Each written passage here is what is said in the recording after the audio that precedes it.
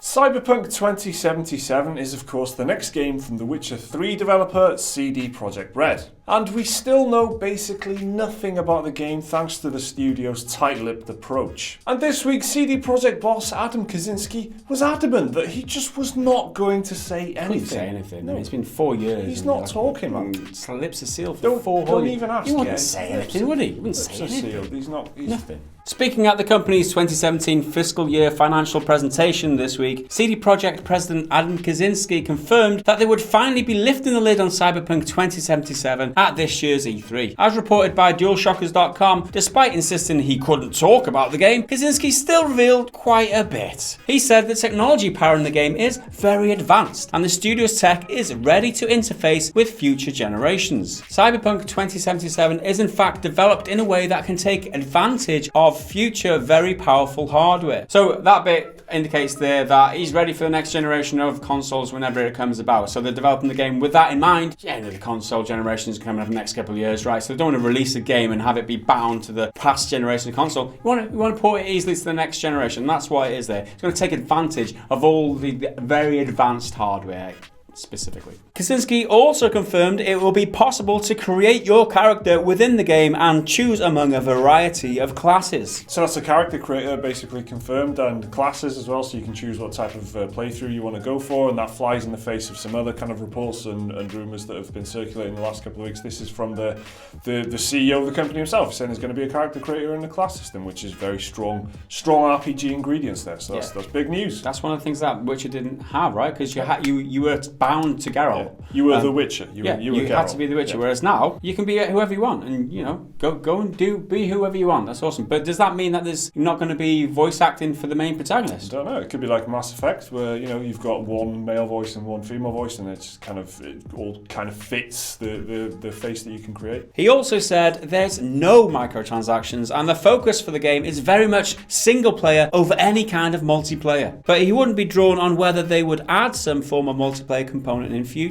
And when asked about whether there could be a Battle Royale component to Cyberpunk 2077, Kicinski said they're considering anything and everything. And in other little tidbits, he said there was no financial incentive for the studio in putting the Witcher protagonist Geralt of Rivia in the Soul Calibur 6 fighting game, but it is a promotional effort. And when quizzed on the possibility of bringing their games to the Nintendo Switch, Kicinski responded by saying the focus for the studio is on the strongest platforms, like high-spec PCs. So all that information came after the guy said he's not giving out any information. Nothing. Which is, tight lips. Absolutely. Great. It's some big news. There's some big news there. Loads, isn't it? Yeah. Oh, it's all coming just before E3. I can't talk about it right now, and then proceeds to talk about it. Well done, dude. Fucking hell. It's cool. So it's a treasure trove of stuff. And, it's what we want, isn't it? It's what we wanted for so long. We can speculate all we want, but this is out the horse's mouth. He's saying very specific things that we've been speculating for months, if not years already. So it's very exciting. So this kind of emerged online on Thursday afternoon at UK time, and that's a report from DualShockers.com. But that's a video. That's based on a video of the presentation. There'll be links to both those things in the description if you want to, verify any of this yourself. Because it's pretty concrete news on a game that so far we know very little about. They've been extremely tight-lipped, as we said at the top of the video. They're just not sharing much information. And here we go, tons of good details there. Some other little pointers in there as well that I think is really interesting. Like all companies, or most companies, seem to be open-minded about the Switch, whereas he's kind of gone, you know what, we really need super powerful PCs for our games, so no. So that's quite interesting and a little bit refreshing, to be honest, because even as a Switch owner, it feels like everyone's kind of jumping on the Switch thing. So that's cool that they've just kind of stuck to their thing, which is what it's always been, making high-end PC games. I kind of wish they'd stuck to the thing with the Battle Royale thing as well, right? Because everyone's doing... Who the needs a Cyberpunk Battle Royale? I know. Nobody needs that. We don't need that. Scrap that. There's plenty of Battle Royale. Don't flog it. You don't need to. You're better than that. You are better than that, Cyberpunk. I find the tech comments really exciting as well. The fact that he's openly saying that it's based on very advanced stuff. They're looking at future generations. He was a bit wry with the whole, so you're making this for the next generation. It was a little bit like, they haven't announced anything, so we're just speculating. But it is preparation. They have got that in the back of their minds or in the front of their minds, the way they're talking about it. So that's all exciting stuff. We know they've had like government funding from the Polish government and stuff. It's a big CD Projekt is a big company in Poland, and it's one of their big cultural exports. So they've got the support there. It sounds like they're doing some exciting stuff. The tech in particular, I am excited to see what that actually is. Yeah, that funding from the government was specifically for building a world, right? Like was it seamless multiplayer world? Yeah. So city building and stuff, I think, yeah. was specifically. So I'm pretty sure, if I remember correctly, correct me if I'm wrong down in the comments, because you always do,